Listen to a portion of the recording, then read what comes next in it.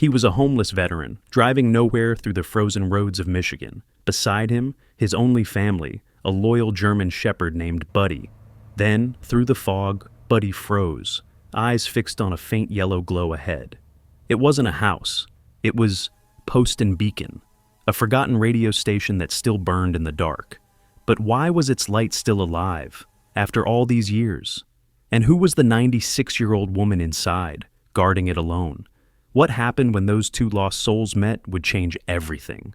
A story of kindness, faith, and the home they built when the world had left them behind. Before we begin, tell me, where are you watching from tonight? Drop your city below and hit subscribe, because this one might just remind you that some lights never die. The wind off Lake Michigan came sharp and gray, dragging the scent of pine and salt across a two-lane road that cut through a quilt of half-frozen fields. The sky hung low, a dim silver bruise, and flakes of snow drifted like lost ash. A battered Ford pickup creaked along the lonely road, its paint faded to the color of dust and time. Inside sat Ethan Hart, 47, tall, wiry, with the sort of strength that came not from gyms, but from carrying too much for too long. His beard was trimmed close but uneven, threads of silver catching in the light. His eyes, steel blue, alert even in fatigue, watched the horizon as if it might betray him. Beside him, head held high despite the rumble of the truck, sat a German shepherd named Buddy, 5 or 6 years old, coat black and tan, muscles lean and sure beneath the fur. A small brass bell hung from his collar, its soft chime the only music left in Ethan's life. After losing the small house he had built with his late wife, Ethan had stopped fighting for permanence. Every familiar street felt haunted, every sunrise too loud. He drove north, chasing silence, or maybe forgiveness. PTSD, the doctors had called it, but Ethan knew better. It wasn't madness, it was memory looping like static between stations. Buddy, once a military K-9, still watched him like a soldier waiting for orders that would never come. Some nights, when the tremors hit, the dog would rest his head on Ethan's chest until the storm inside him passed. That morning, with gas nearly gone, they rolled into a small town Ethan had never heard of. Birch Light Bay. The welcome sign leaned crookedly, its paint peeling. Welcome to Birch Light, where the wind remembers. He parked by a row of shuttered shops. One stood out, wooden siding, blue paint faded to gray, a sign that read, Post and Beacon, since 1932. Beneath it, a small emblem of a radio antenna twined with a lantern, both carved in brass, glinted faintly in the winter light. The bell above the door jingled as he stepped inside. Warmth enveloped him, the scent of cedar oil and old paper. Shelves held postcards, tins of tea, and spare radio parts, all neatly labeled. Behind the counter sat a woman so small and steady, she seemed part of the furniture, as if the years had carved her into the building itself. Alma Whitlow, 96, wore a thick wool cardigan over a faded dress the color of birch bark. Her silver hair was braided and pinned in a crown, and her blue eyes, sharp and bright, studied Ethan before softening at the sight of Buddy. "Well," she said, her voice a creaky melody, "you look like a man who's been on the road long enough to forget why he started." Ethan hesitated. "Maybe that's about right." She smiled gently. "Tea's on the stove. Sit before you turn to ice. And that dog?" Her gaze lingered on Buddy. "He's got the look of a guardian. You two can stay a while. The house gets lonely when the wind's louder." Then the clock. He tried to decline, but she waved him off. The kindness in her tone was disarming, like warmth slipping under a locked door. While the kettle hissed, she studied him again. "You've got soldier's eyes," she said softly. "My husband had them too. He built this place when folks needed voices to reach across storms." "Voices?" Ethan asked. She gestured toward the back, where a rusted radio tower leaned against the gray sky. "The Beacon? He started it during the Depression, used it to send out weather updates, ship calls, even prayers. Folks said the signal could outlast any storm." Her eyes clouded briefly, the kind of sorrow that time could not fully sand smooth. "He and our son kept it running until that winter of '57. A storm hit the bay, the worst in 50 years. My boy tried to walk home from the docks before it broke. He never made it. My husband went out searching and—" Her voice faltered. She folded her hands, the knuckles pale and trembling. Neither of them came back. The beacon went quiet after that. The silence between them settled like falling snow. Ethan looked toward the window where the tower loomed, its steel bones creaking in the wind. "You stayed," he said quietly. "I did." A faint smile ghosted across her lips. "Someone had to keep the light on. If I left, who'd tell them where home still is?" He nodded, throat tight. "Maybe they hear you." She looked at him then, really looked, and something like understanding passed between them, two souls that had both outlived what they loved. When dusk came, she offered the attic room. "It's small, but it keeps the wind out. My husband built it for travelers, back when trains still stopped here. You and your friend can use it until you find your road again." Ethan wanted to protest, but she raised an eyebrow. "If you're set on paying, fix the roof leak tomorrow.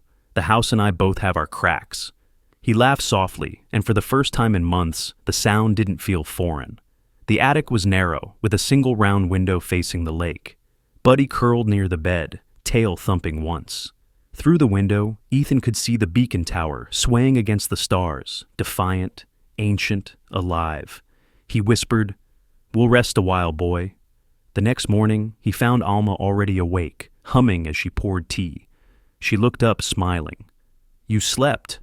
The house must like you." He repaired the roof, then rewired the flickering radio near the counter. When it crackled to life, Alma clapped her hands like a child. "Haven't heard that sound since before my knees stopped trusting me." "Feels good fixing something again," Ethan admitted. She gave a knowing nod. "Sometimes, fixing things outside helps patch what's inside." Later, when night fell again, Ethan lay awake listening to the gentle rattle of wind through the eaves. The radio downstairs hummed faintly, a fragment of an old broadcast, Alma's voice from decades past, reading weather updates between hymns. Buddy lifted his head, ears twitching, and for a heartbeat, Ethan thought he heard something beneath the static. The rhythm of a pulse, steady and alive. Outside, the tower groaned in the wind, testing its strength, unaware it would soon speak again. The days that followed settled into a quiet rhythm, measured by repairs and small mercies. The rasp of sandpaper along weathered trim, the bright ring of a hammer finding its mark, the soft chime of the brass bell on Buddy's collar as he patrolled from door to stove and back again. Mornings began with Alma's low hymns and the comfort of cinnamon steeping in black tea. Afternoons thinned into white light and sawdust. Evenings closed with the faint crackle of a distant station, sneaking through the bones of the old set on the counter. The little shop grew warmer in ways that had nothing to do with the iron stove. It felt, even to Ethan's guarded senses, like a chest learning to breathe deeper. Work brought order. Ethan patched blistered shingles, reseated a stubborn sash, and ran new cloth-covered wire from the breaker to the switchboard and back. He cleaned corroded contacts with a patience he hadn't trusted himself to hold.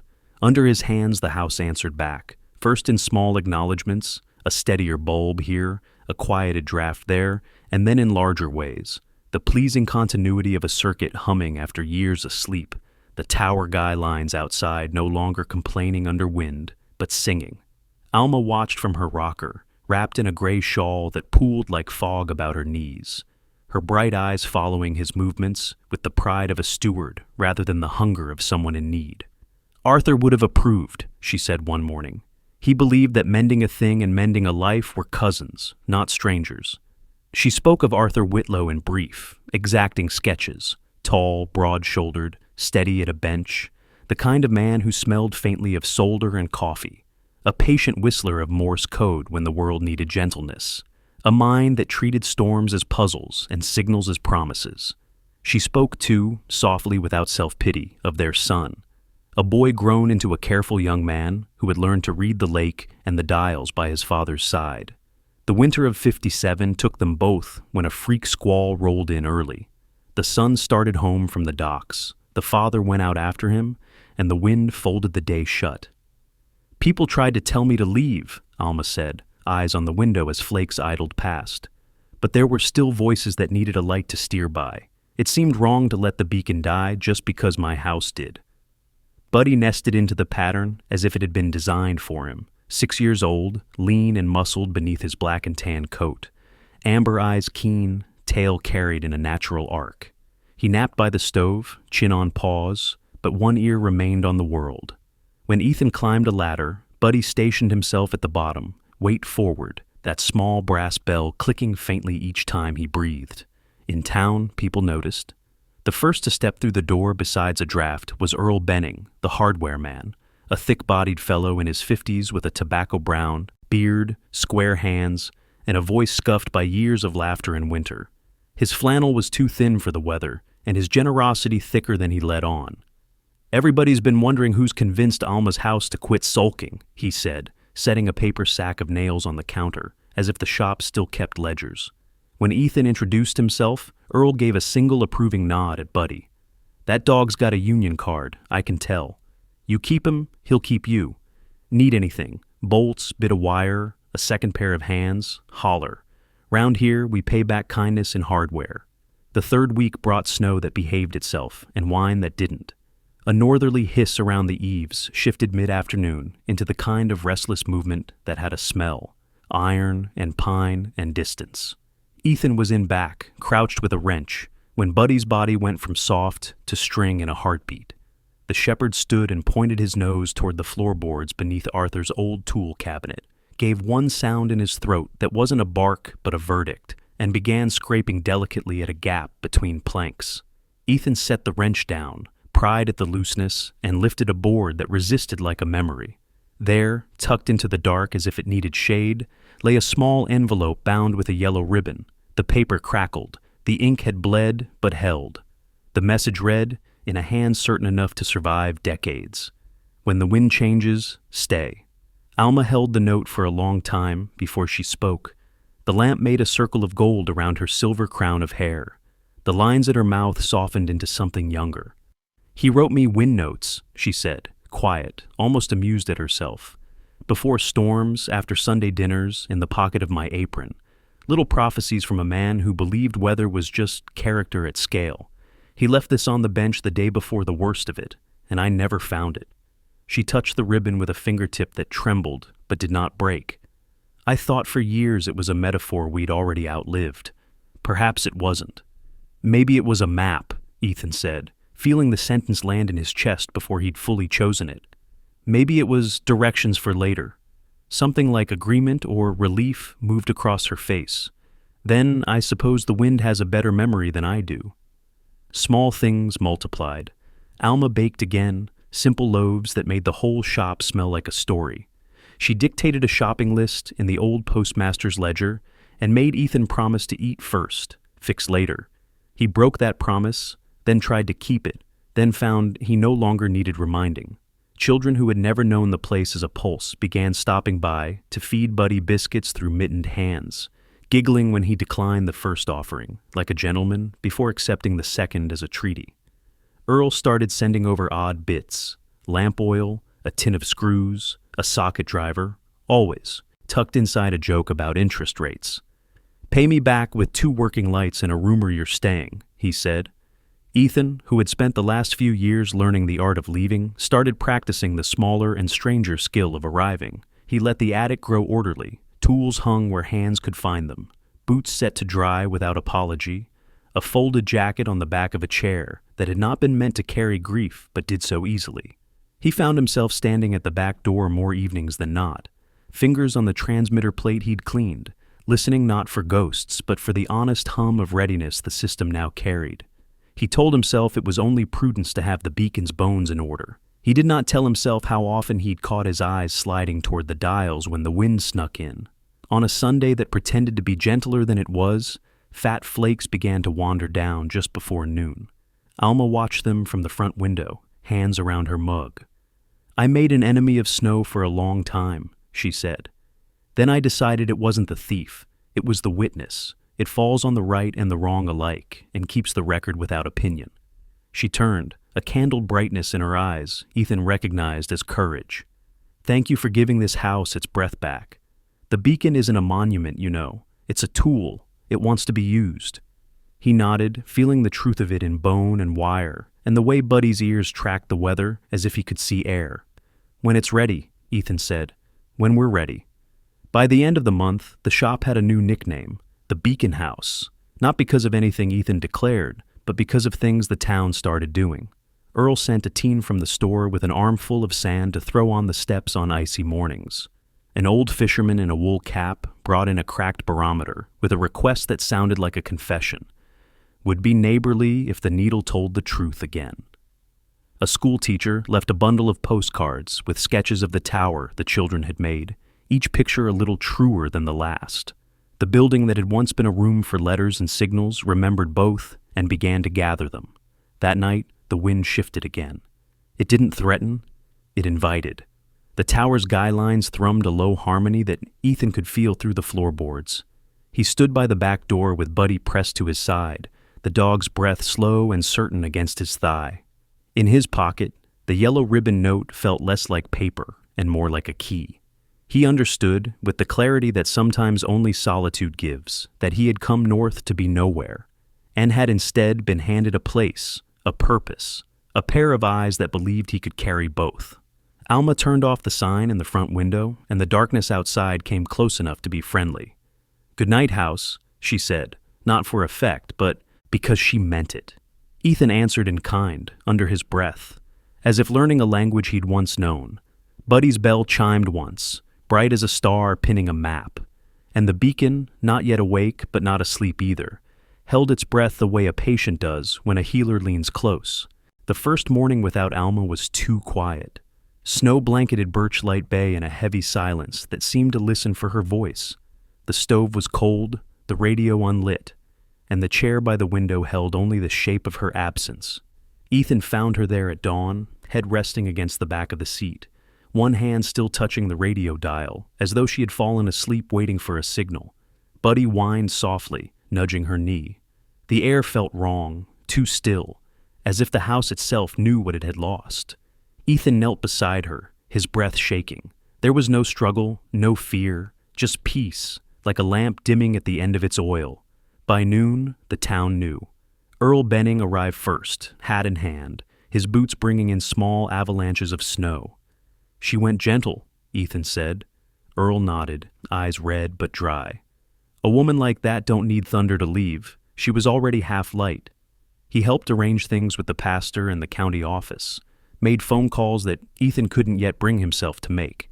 The funeral was held 2 days later on the hill behind the shop, near the line of birches where her husband and son rested. Snow fell in slow confession, covering the ground like lace. The whole town came, fishermen with bowed heads, children who left drawings of the beacon, and a young teacher who led them in a hymn about safe harbors. Ethan stood apart, Buddy pressed against his leg, trying to remember how to breathe through the ache. For the week that followed, the house was both too big and too alive. He still caught the scent of her tea, still expected her voice from the kitchen. Letters came from the county, formal condolences, estate matters, but he let them sit unopened on the table. Then one afternoon, a black sedan parked by the gate, its tires cracking the frozen slush. From it stepped a man who looked carved out of walnut and law. Lawrence Boone, mid-60s, tall and neatly built, wore a long wool overcoat the color of midnight. His salt-gray hair was combed back in severe lines. Thin spectacles framed sharp hazel eyes that missed nothing. His face was angular, but not unkind, and his gloved hands held a briefcase like a priest holds scripture. "Mr. Hart," he said, extending a hand. "Lawrence Boone, attorney. I represent the late Mrs. Whitlow's estate. May I come in?" Inside, he moved with quiet precision, setting his briefcase on the counter that had once held stamps and postcards. "Mrs. Whitlow had everything prepared years ago," he said, unfolding documents with careful fingers. "Her will was updated last spring. She named you, Ethan Hart, as primary beneficiary." Ethan blinked. "That can't be right. I only knew her a month." Boone adjusted his glasses, scanning the paper. She wrote, and I quote, "To the man who fixed what others left broken, and to his loyal companion who guards warmth as if it were treasure, may they keep the frequency of kindness alive." He looked up. "She has bequeathed to you the property at number 14 Beacon Road, including the shop, the tower, and a modest radio endowment fund held in trust to the local credit union." Ethan felt the room tilt. "Why me?" Boone closed the folder, voice softer. "She called you the keeper of the signal. I think she meant it literally, and not, They spent the next hour in necessary signatures and awkward quiet. Boone, though brisk by habit, carried a certain gravity that came from decades of reading farewells. He had been Alma's lawyer since the 70s, had watched her outlive almost everyone. "You should know," he said before leaving, "she asked for one final broadcast. It's in her instructions. Something to be aired when the beacon hums again. She said you'd understand when the time came." That night, the wind pressed against the shutters, urging them to answer. Ethan couldn't sleep. He sat in Alma's chair with Buddy at his feet, reading her handwriting on the will. The words, "Keep the frequency of kindness alive," glowed faintly in the lamplight. The tower outside groaned once, as if impatient. He stood, found the generator switch, and powered it for the first time since the storm years ago. The radio blinked awake, its green dial pulsing. Static filled the room like ocean breath. Ethan tuned gently, hands steady, heart pounding. Then, through the hiss, a voice. Soft, cracked by time, but unmistakable. Alma's voice. "If anyone hears this," she said, her tone somewhere between prayer and laughter, "remember, kindness doesn't fade when the light goes out. It travels, just slower. Someone will catch it. Keep the frequency alive." Ethan froze, eyes burning. Buddy sat up, ears alert, as if recognizing a command. The broadcast looped once, then faded into silence. The next morning, the town buzzed. Word spread fast in a place that measured its news in heartbeats. The beacon was alive again. The old fisherman said the tower blinked at dawn, its bulb cutting through the fog like a memory reclaimed. The schoolteacher brought her students to the shop steps, each holding a note they'd written, small promises of good deeds to keep the frequency alive. Earl stopped by with a box of tools and a bottle of coffee whiskey. "Guess the old girl wasn't done talking after all," he said. "You'd best keep her tuned." Ethan stood outside that evening, snow glittering under the returning light of the beacon. It wasn't bright, not like modern lights, but steady, a patient pulse that seemed to breathe with the waves. He touched Buddy's collar, the bell chiming softly, and whispered, "We'll keep it alive." For the first time in years, he didn't feel like a man passing through someone else's story. He felt like part of the signal, something unseen but enduring, carried forward by those who refused to let kindness go dark. The weeks after the beacon's light returned were like a second spring for Birch Light Bay. Visitors came, curious drivers, old fishermen returning to see if the rumors were true, and even a journalist or two with cameras that flashed like startled gulls. The town, long used to the rhythm of sleep, began to stir. For the first time in decades, the faint hum of the tower had become more than nostalgia. It was a symbol. Ethan never called himself its keeper, though that's what everyone else called him. He just fixed what broke and listened when people talked. But even a light that brings warmth draws shadows. The first sign came as a poster nailed to the general store door. Future Birch Harbor Marina. A new dawn for the bay. Investor meeting Friday. The logo showed yachts, cafes, and glass condos gleaming where the fishing shacks and birch trees now stood. Ethan stared at it with unease. "New dawn?" Earl muttered beside him, spitting into the snow. "That's Harlan Deek's doing. Man sees water, thinks mirror for his money." Harlan Deek was a name people in Birch Harbor said the way one speaks of weather you can't predict. He had come from Traverse City years ago, with a talent for buying what others couldn't afford to keep.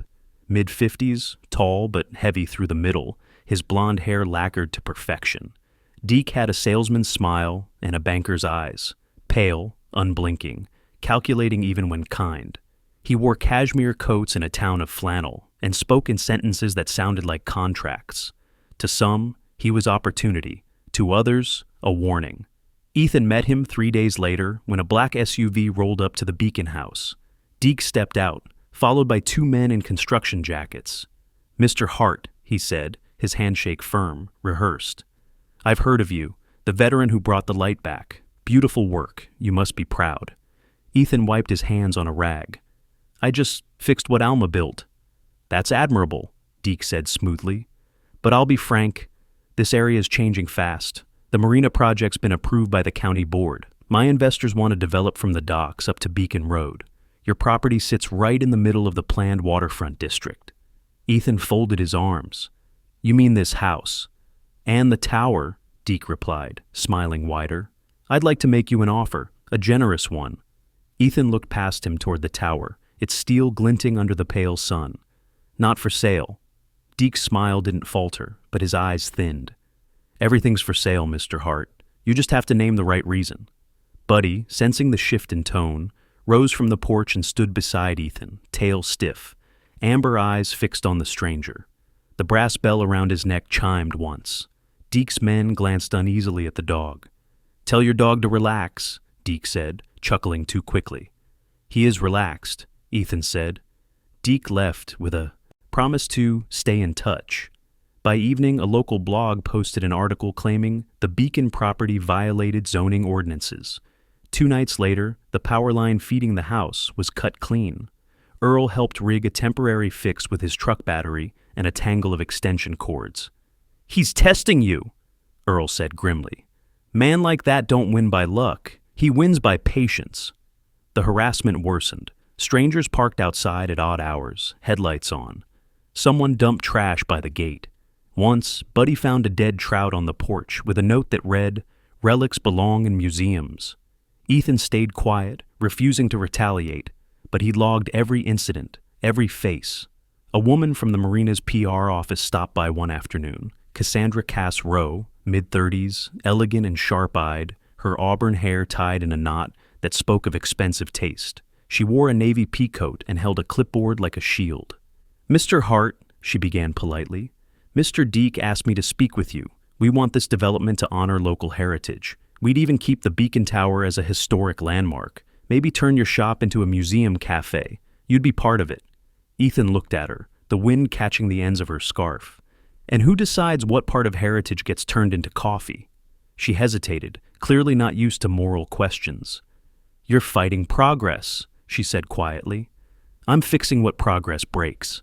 Her eyes softened for a moment, then hardened again. "Then I suppose we're on opposite sides." That night, the temperature dropped below freezing. The power flickered again. Buddy grew restless, pacing near the porch. Around midnight, he froze, nose twitching, tail rigid. Ethan followed his gaze toward the edge of the yard. The faint smell of gasoline stung his nose.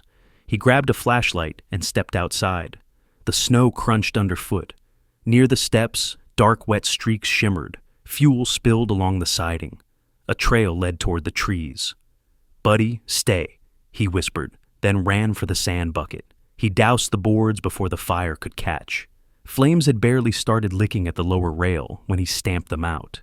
Smoke coiled, bitter and thin. Buddy barked once, furious, the sound rolling across the frozen yard.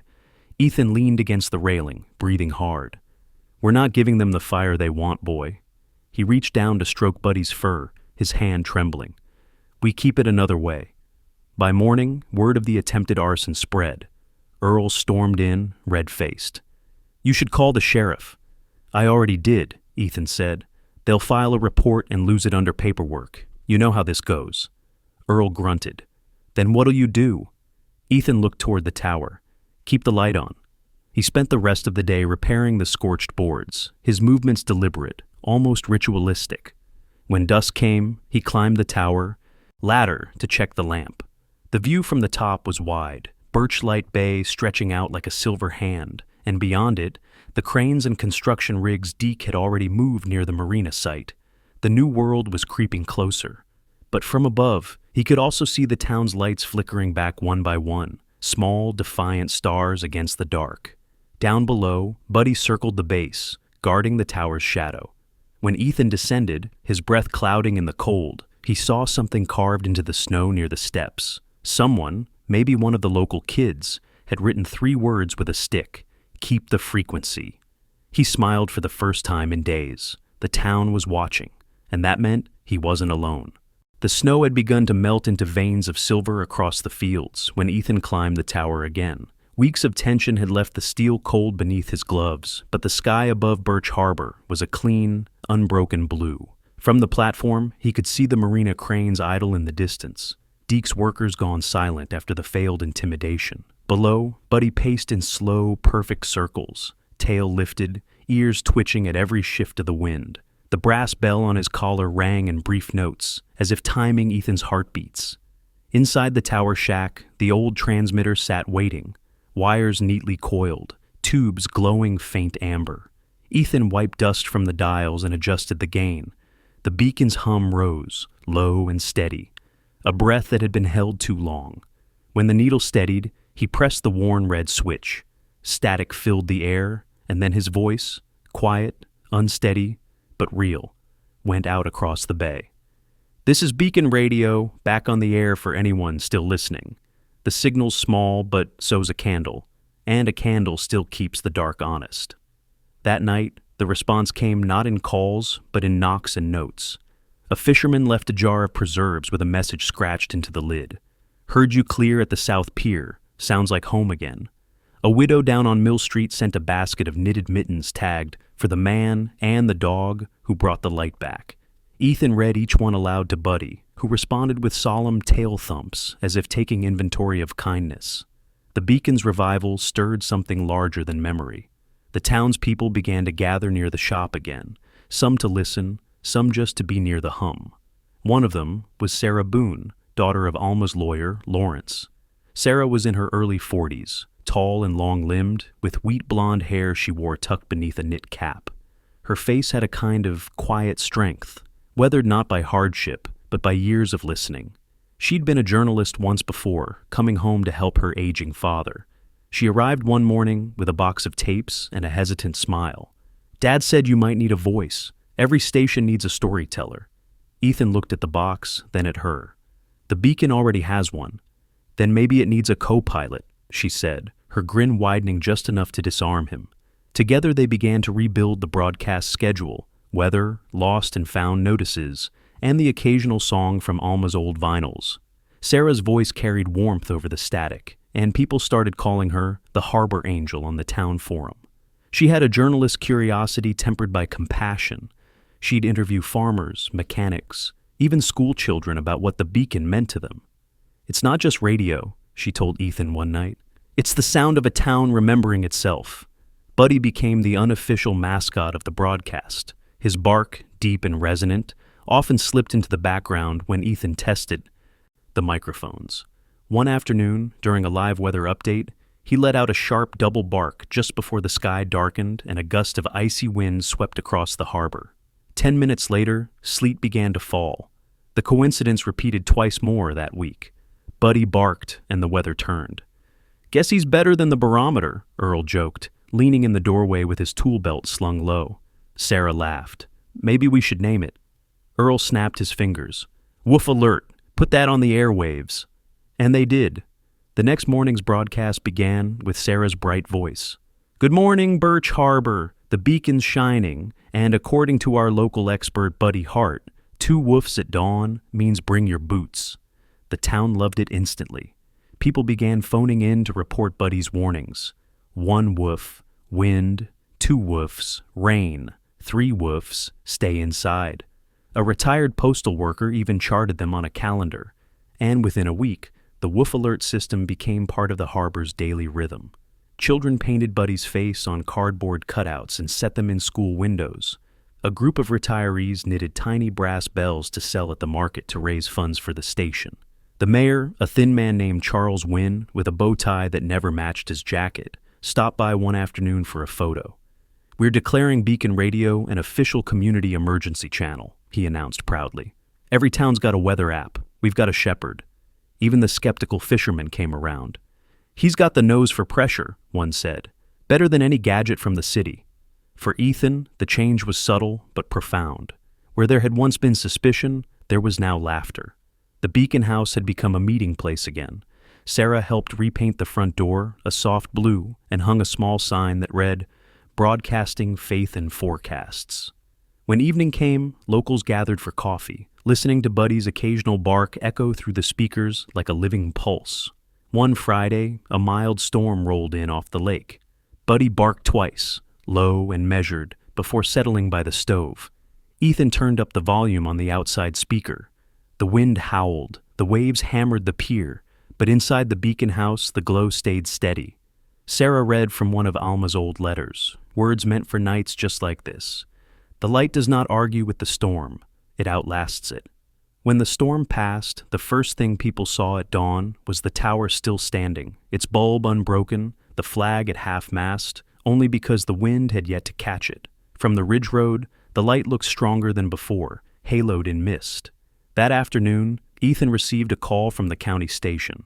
The operator, a young man named Tommy Keene, admitted he'd been listening every morning. "Sir, our emergency line monitors your broadcast. The way folks respond to your woof alert, it's improving." "Safety numbers. Thought you should know." Ethan laughed softly. "Guess the dog's running public service now?" Buddy wagged his tail, satisfied with the acknowledgement. But beneath the joy ran an undercurrent of worry. The marina construction was only paused, not gone. Harlan Deke hadn't given up. Ethan knew that.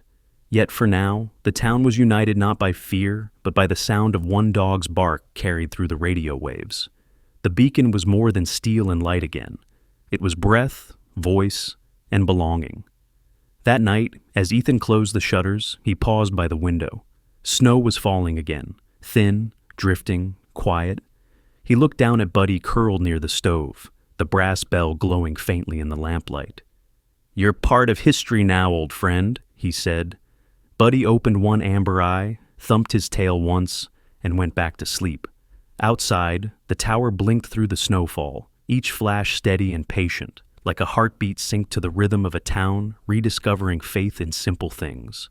A man, a dog, a voice, and the promise that kindness could still travel on the air. The first flakes fell quietly, soft as forgiveness, drifting through the still air over Birch Harbor. By dusk, the wind had found its voice, low, steady, like a warning whispered between trees. Ethan stood on the porch, the brass bell on Buddy's collar chiming faintly as the shepherd sniffed at the wind. "That's coming fast," Ethan murmured. The radio hissed inside with bursts of static as the storm's pressure pressed down on the signal. Sarah had gone home early to her father's, worried about the roads. The air tasted of iron and snow. By midnight, the storm was a white wall, erasing the harbor from sight. The wind howled through the eaves, bending the birches until their branches groaned. Ethan stoked the fire, threw another log on, and checked the emergency generator. Buddy paced restlessly, ears flicking toward the radio, which had begun to sputter with broken phrases. Ethan leaned close, adjusting the frequency. The static cleared for a moment, and through it came a faint, trembling voice. "Anyone out there? We're stuck. Our car's dead. Can't see the road. Please." Ethan froze, turning the dial slightly. The voice came again, a young woman's this time, strained but clear. "If anyone can hear us, we left the highway near Birch Ridge. My husband's hurt. The wind—" The line broke, swallowed by static. Buddy barked sharply, spinning toward the door. Ethan grabbed his coat and flashlight. "You heard it too, huh?" he said quietly. He checked the map pinned above the workbench. Birch Ridge lay 5 miles north through the forest road. "We can't just sit here, boy." He loaded a sled with blankets, a small med kit, and 2 thermoses of tea, tied a rope to his waist, and stepped into the storm. The wind hit like a physical thing, pushing against him, clawing at his face. Buddy trotted ahead, nose to the ground, tail low and steady. His fur glistened with ice within minutes. The beam of Ethan's flashlight bounced off the snow, revealing only the next few feet. "Find them, Buddy," he called through the wind. The dog barked once and surged forward, his paw prints vanishing almost instantly. An hour passed in shifting white. Ethan's breath came ragged, the rope tugging at his waist as Buddy pulled ahead. Then, faintly through the blizzard, came the smell, smoke, and something metallic. Buddy stopped, ears pricked, then turned left off the road, weaving between drifts.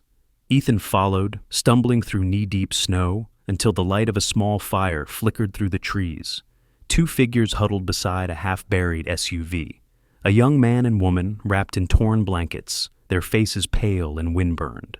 The man was in his early 30s, dark hair plastered to his forehead, a thin scar cutting across one eyebrow. The woman was younger, her auburn hair tangled with frost, her lips blue, but her eyes fierce. "You came," she whispered. Ethan knelt beside them, checking pulses, fingers stiff with cold. "You picked a bad night for a drive." The man tried to smile. "We were heading north, got turned around." His breath rattled. "I thought no one would hear us." "Beacon's always listening," Ethan said. He wrapped them in dry blankets and poured tea into a metal cup. Buddy pressed close to the woman, warming her hands with his breath. "Good boy," she whispered, tears freezing on her lashes. It took 2 hours to get them back to the Beacon house. Ethan built a fire and rubbed life back into their hands while Buddy lay across their feet, refusing to move until their shivering eased. The woman introduced herself as Lena Quinn, 28, a software engineer from Detroit, with a mind too quick for her own good, her speech peppered with tech metaphors even in exhaustion. Her husband, Caleb Quinn, 33, was lean, dark-haired, and carried the quiet humor of someone used to long odds. He had once worked in logistics but now freelanced in renewable tech. His right leg bore a brace from a motorbike accident years ago. "Guess we found the right frequency," Lena said weakly when the color returned to her face. "You sure did," Ethan replied, handing her another blanket. By morning, the worst of the storm had passed. The world outside was pure silence, trees heavy with snow, the bay frozen in rippled silver. Lena and Caleb insisted on leaving once the roads cleared, promising to return once they repaid the kindness. Ethan waved them off, watching their SUV crawl down the road. Buddy standing beside him, with one ear cocked, as if memorizing the sound of their engine. The next day dawned bright and sharp. The beacon tower stood rimed with frost, its light catching the sun and scattering it like glass. Ethan and Buddy were repairing the outer steps when they heard the crunch of tires again. The same SUV pulled up, but this time it was packed full, 2 more vehicles behind it, each loaded with cases of equipment. Lena jumped out first, her cheeks flushed from the cold. "We made a promise," she called. Caleb followed, grinning under his knit cap. "Hope you don't mind a few extra hands." The others who stepped out were a motley crew of young engineers and radio techs, 3 men, 2 women, all bundled in mismatched parkas and carrying toolboxes. Marcus Lee, 29, stocky, Korean-American, wore glasses fogged from the cold and had a laugh that filled the air. Tanya Morales, 32, Puerto Rican, wiry and efficient, carried a coil of cables like a badge of pride. The others, Ben Carter, Hannah Wu, and Nick DeVries, waved shyly but with excitement glinting in their eyes. "We heard about Beacon on a tech blog," Lena explained. "A radio station that saved people in a storm? That's better than any startup pitch. We thought, why not bring it into the future?" Ethan blinked. "You mean?" Caleb opened a crate, revealing a sleek black satellite receiver, solar panels, and a compact transmitter. "Rig. Beacon 2.0, he said simply. "Digital relay. It'll carry your broadcast across the web. People anywhere could tune in." Ethan hesitated, hands on his hips. "Alma built this to reach fishermen. I'm not sure she planned on satellites." "She built it to reach whoever needed light," Lena said gently. "You're just widening the circle." By midday, the yard was alive with motion. Marcus climbed the tower to install the new dish, while Tanya ran diagnostics on the generator. Sarah arrived after hearing the commotion and instantly joined in, documenting everything with a handheld camera. "The town's gonna love this," she said, breathless. "Beacon 2.0 sounds like history repeating itself, but smarter." Earl dropped by with sandwiches and his usual skepticism. "Don't blow it up," he muttered, though his grin betrayed pride. By evening, the cables were in place, the panels aligned, the software synced. The last rays of sun flared off the tower's new antenna, gleaming like a promise. Ethan stood at the console as Lena handed him the mic. "Go on," she said. "The world's listening."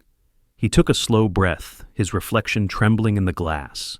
Then he spoke, his voice calm and steady, carried through copper and code alike. "This is Birch Harbor Beacon, the frequency of kindness. Wherever you are, may this light find you." Buddy barked once, sharp and clear. The green signal lamp blinked to life, then steadied into a soft, unwavering glow. For a moment, everyone stood in silence, the hum of the generator mixing with the soft static of a new world being born. Lena smiled, tears in her eyes. "You did it." Ethan shook his head. "No," he said quietly, glancing down at Buddy. "We did." Outside, the wind carried the sound of the beacon's chime farther than it ever had before. Across counties, across states, through frequencies and fiber lines, The heartbeat of a small harbor reached strangers who didn't even know they'd been waiting to hear it. The thaw came late that year, slow and reluctant, as if the earth itself feared to let go of winter. Snowmelt ran in thin veins across the yard, carrying the scent of metal and soil.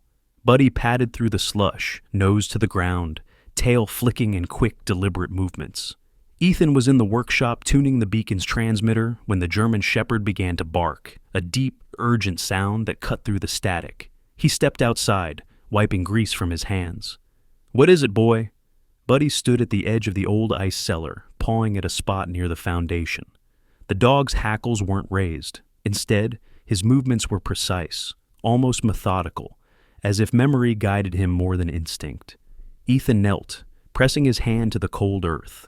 The smell hit him, damp stone, rust, and something faintly coppery, the scent of time sealed too long.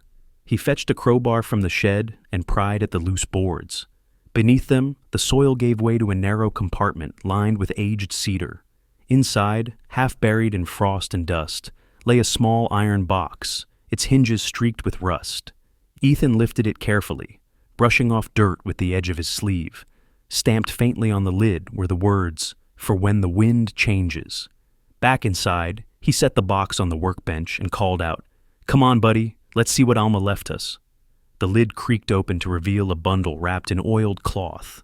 Inside were stacks of war bonds from the 1940s, a set of folded legal documents, and a thick envelope marked Seed and Shore Sanctuary. The air smelled faintly of ink and cedar oil.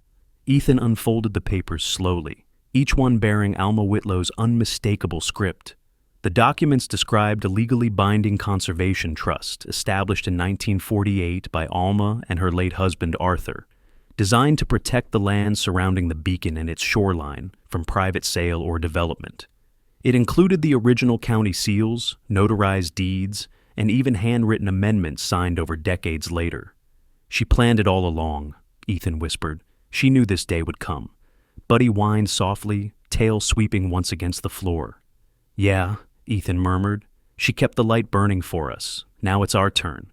He called Sarah first. Within the hour, she and Nora Lark from the Historical Society arrived.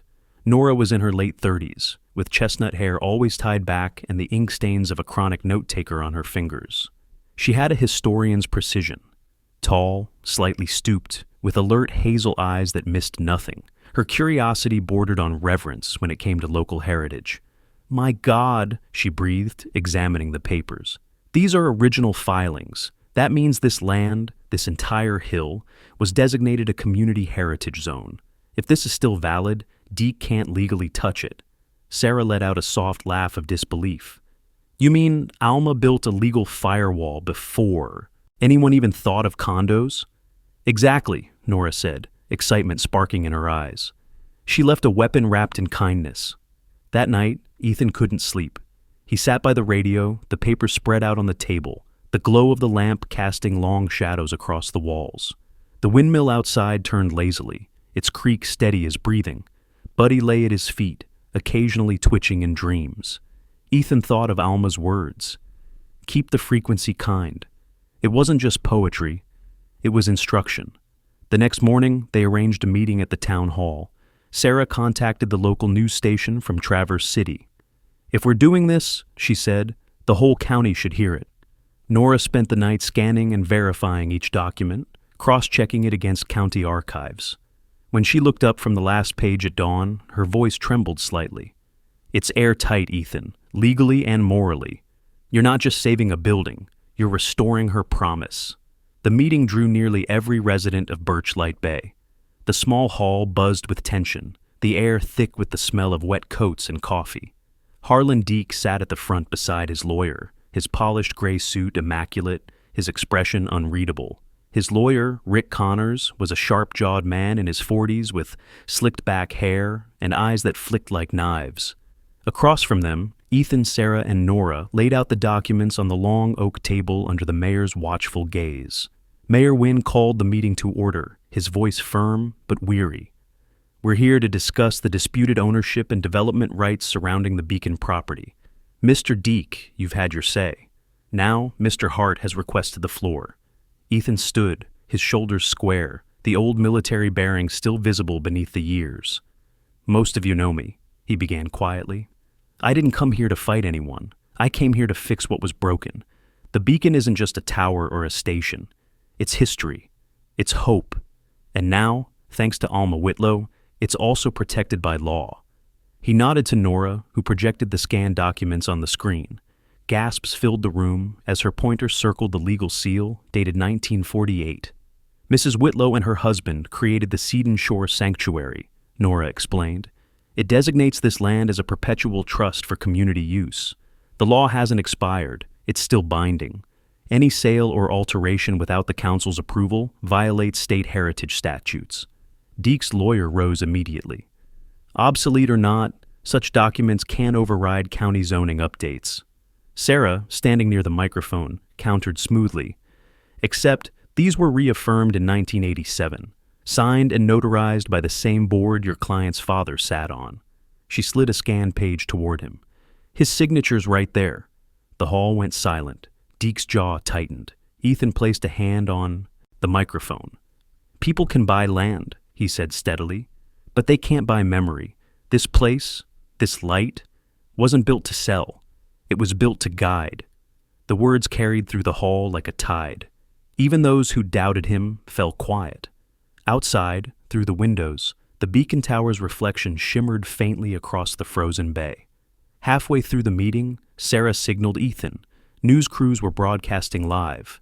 Ethan nodded and switched on the portable transmitter he'd brought, patching the feed directly into the beacon's frequency.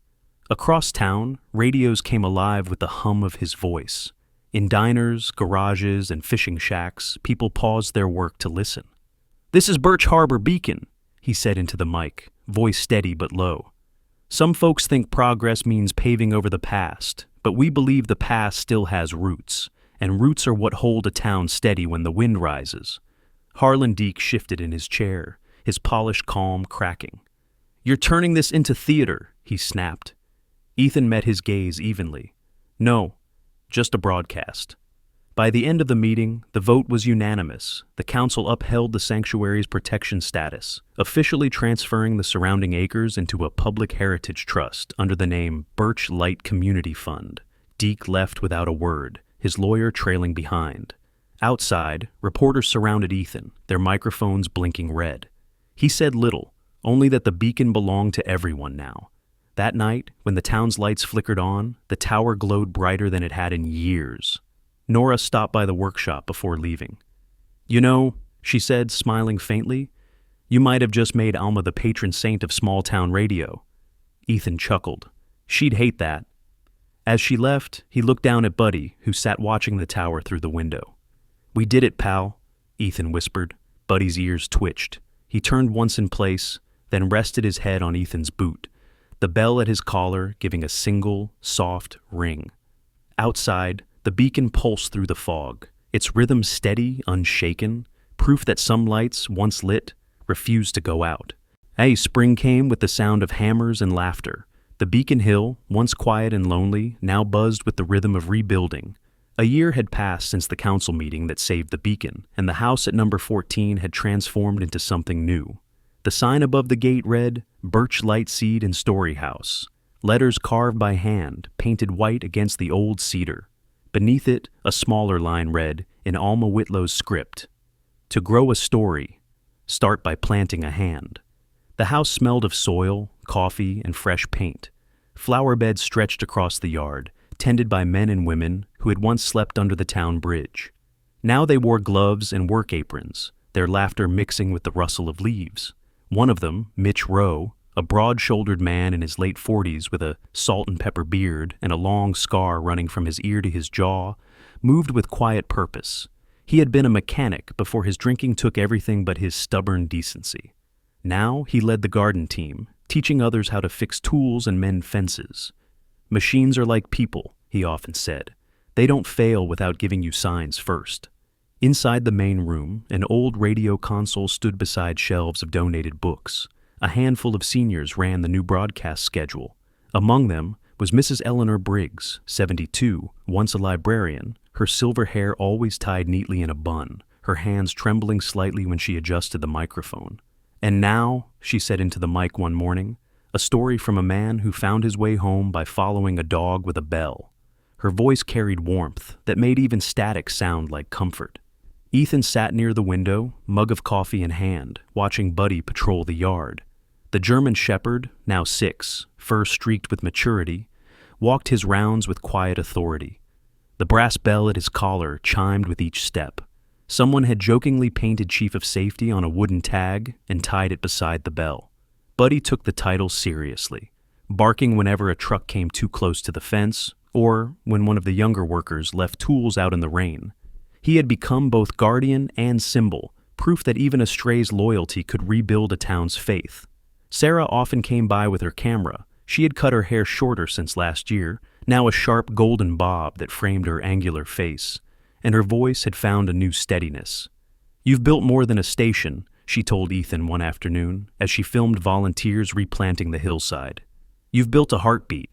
Ethan smiled, brushing dust from his hands. "I just fixed what was already here." The Story House ran on 3 simple principles: grow, teach, broadcast. The garden fed the shelter and local food bank. The workshops trained veterans in carpentry, plumbing, and basic mechanics. And the radio told their stories to the world. Each morning, just before dawn, Ethan would climb the stairs to the studio, flick on the green light, and speak into the mic. "Good morning from Birch Harbor Beacon, where every sound you hear comes from hands that once had nothing but hope." His voice carried through both radio waves and the internet, reaching listeners from Maine to Montana. Letters poured in, some handwritten, some digital, each telling how the broadcast reminded someone that goodness still had a frequency. One of the new volunteers, Lydia Tran, 26, arrived that spring with a laptop under her arm and a shy smile. She was a petite woman with dark hair streaked green at the tips, a coder who'd left a tech startup after burnout and a broken engagement. She introduced herself as a runaway who wanted to build something real. Within weeks, she'd written a simple app that streamed the Beacon's morning broadcasts and logged volunteer shifts. "You don't need money to go viral," she said to Ethan. "Just something true." The app gained unexpected traction. Local schools downloaded it for civic lessons. Churches used it for morning devotionals. Soon, donations began arriving, not just cash, but seeds, tools, and even musical instruments. A retired luthier sent violins for the veterans' kids. A quilting group from Oregon mailed blankets embroidered with the Beacon's tower, stitched in gold thread. "It's spreading," Sarah said during one evening broadcast.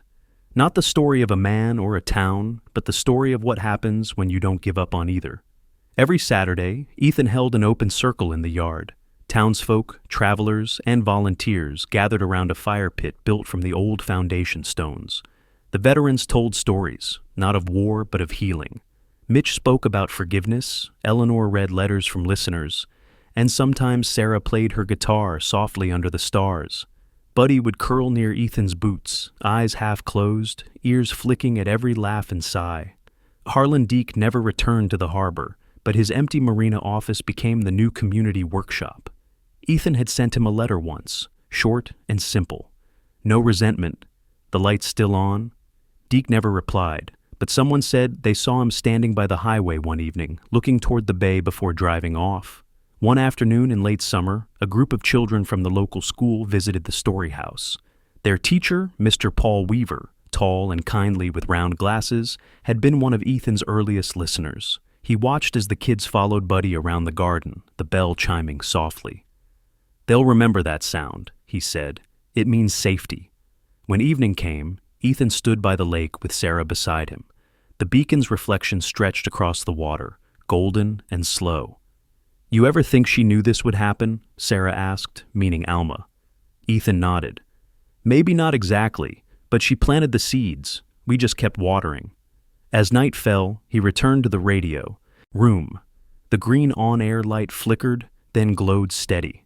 He leaned close to the microphone, his voice calm as the waves outside. "If you can hear the wind tonight," he said, "it means someone, somewhere, still believes in the good." Buddy barked once from the porch, the sound echoing through the mic like a promise. The lamp's beam turned, cutting a clean path across the bay. Its reflection rippled gently across the faces of those still working late in the garden. And as the beacon's light swept across the northern horizon, it no longer belonged to one man or one town. It belonged to every hand that had rebuilt it, every soul that had been found beneath its glow, and every listener who believed that kindness, like light, could travel farther than anyone ever planned. In time, the story of the Birch Harbor Beacon became more than local history. It became a testament. Travelers passing through spoke of a small town that had once lost everything but found its soul again through a single act of kindness. The signal from Beacon 2.0 reached nursing homes, shelters, churches, and even city apartments where loneliness echoed louder than any storm. And every time Ethan's quiet voice said, "You're listening to the frequency of kindness," someone, somewhere, found the courage to start again. What began as an old woman's gift to a broken soldier and his loyal dog became a living miracle, proof that when faith meets action, heaven does not remain silent. The same God who stirred Alma's heart to protect a light now stirs ours to carry it forward, not through grand gestures, but through the quiet daily choices to forgive, to rebuild, to believe in good again. So, tonight, as the beacon turns its slow arc across the northern sky, may it remind you that light is not found, it's shared. If this story touched your heart, share it. Leave a comment with your town or your prayer below. Subscribe if you believe that hope still belongs in this world.